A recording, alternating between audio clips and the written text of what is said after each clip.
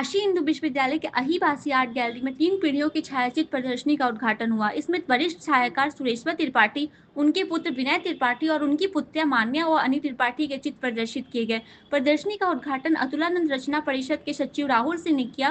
सुरेश्वर त्रिपाठी की थीम भोज होती स्त्रियां और विनय त्रिपाठी की जीवन और मोक्ष रही। प्रदर्शनी में 250 से अधिक चित्र प्रदर्शित है और यह 5 अप्रैल तक सुबह 11 से शाम 5 बजे तक खुली रहेगी। उद्घाटन के अवसर पर कई कला विशेषज्ञ और दर्शक उपस्थित रहे। इसे देश की पहली ऐसी प्रदर्शनी बताया जा रहा है जिसमें 3 पीढ़ियों ने एक साथ भाग लिया।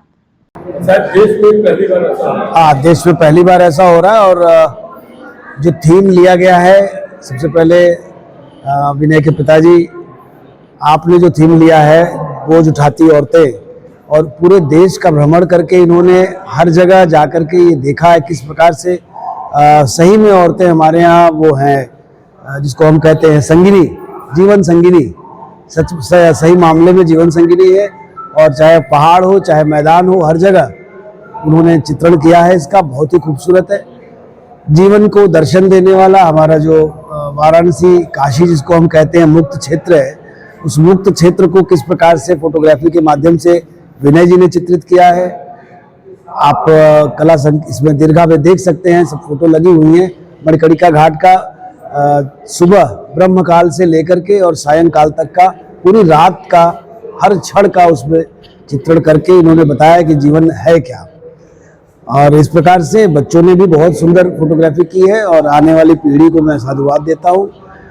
बनारस के बच्चे जो कि सीमित फील्ड में काम करने से, केवल इंजीनियरिंग या डॉक्टर बनने से काम नहीं होने वाला है। ये भी एक बड़ा फील्ड है, बड़ा कैनवास है। इस पे बनारस के और युवा को आगे आना चाहिए, सोचना चाहिए, देश के युवाओं को, मुख्य रूप से बनारस के युवाओं को, क्योंकि ये बहुत ही जागरूक परिवार है जिन्होंने ये प्रेरणा काशी के बच्चों को दी है। मैं आप सबको शुभकामना देता हूँ और युवाओं से ये आग्रह करता हूँ कि इस तरह के पॉजिटिव चीज़ों में अपना दिमाग लगाए। कई बार मोबाइल और इन सब की वजह से हमारा दिमाग डाइवर्ट रहता है। सिर्फ पढ़ाई से नहीं, आनंद लेने का काम है। जो बच्चे नहीं खेल सकते फिजिकली, उनको ये काम भी करना चाहिए।